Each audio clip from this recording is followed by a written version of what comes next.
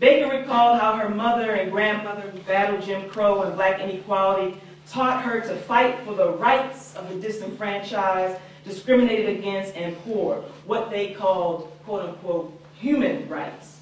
So Baker said, to each its own, they all got their own concepts. Low-income black women's grassroots struggles, alongside other freedom and equality campaigns, then helped unveil the politics at work in communities and expose what power meant to local actors. Moreover, the often unknown or unacknowledged political articulations and activism of disparate groups of black women, such as welfare rights activists and public housing tenant leaders, exposed the varied, complex, and hidden histories of the Black Power era. Just as importantly, the activism of these black women also exposes the diverse viewpoints and campaigns among women at the grassroots, including the expansive character of political struggle in the name of marginalized people as human beings. Ways and illicit street narcotic economies.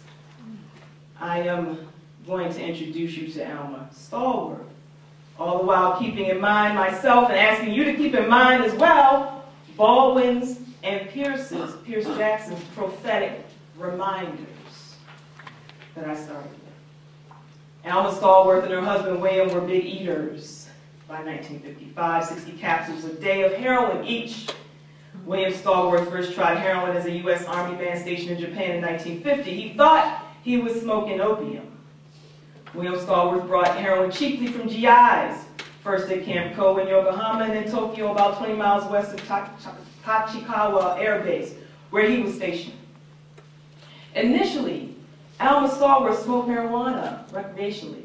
She turned to heroin about 6 months after marrying William Stallworth. The way Alma Stallworth told it, she asked her husband to let her try some of his heroin after noticing her husband sneaking around to cop. He told her no, quote, some of the girls there in Buffalo and I started unbeknowing to him. Soon the 4 feet 10 inches tall Alma Stallworth turned to prostitution to support both their habits.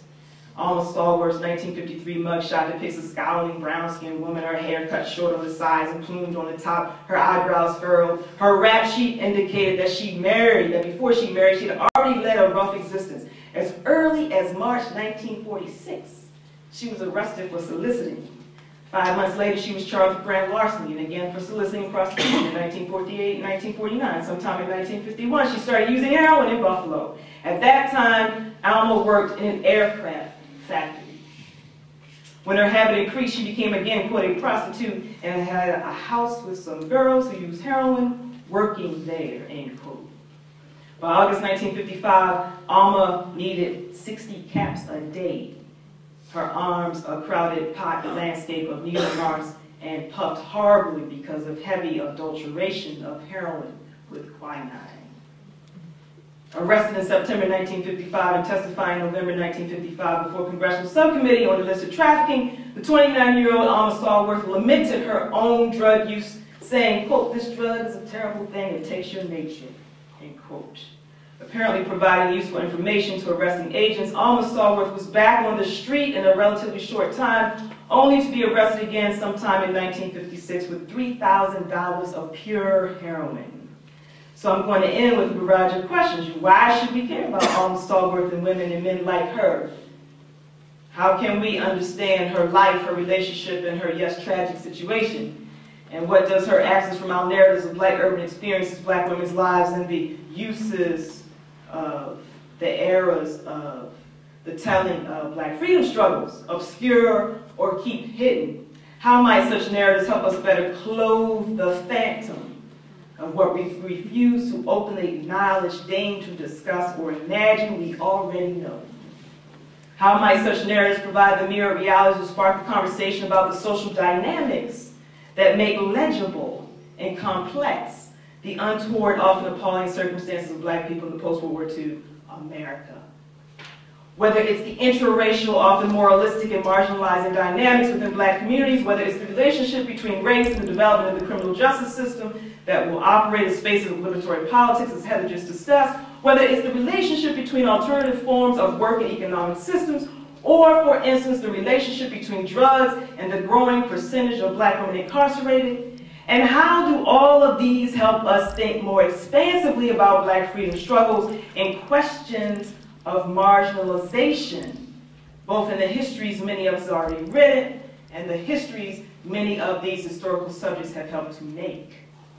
What happens when such Black women are overlooked, deemed unimportant, demonized, or rendered dangerous to a more respectable, recuperative Black liberation project? So dangerous because there's a fear, and maybe rightly so, of affirming the reactive gazes of those white people who all too often, sometimes consciously, sometimes unthinkingly, find comfort in the familiarity of their supposed understanding of or fascination with bigger like Black people. And what about the circumspect, and again rightly so, maybe Black gaze that unfortunately can only find shame seeing such lives as empty of the possibility of providing us with a better understanding? What does it reveal to us about our own assumptions as scholars and as people desirous of upending governing mentalities that undergird social systems that maintain inequalities? And how do the lives and experiences of the historical subjects in parts 1 and 2 and 3, and Let the People Speak, help us think about Black liberation and its interstices, and reposition the intellectual project of researching social justice?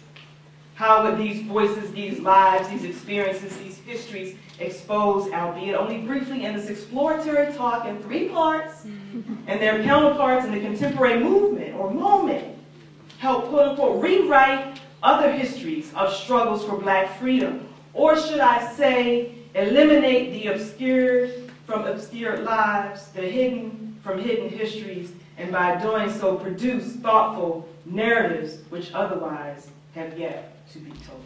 Thank you.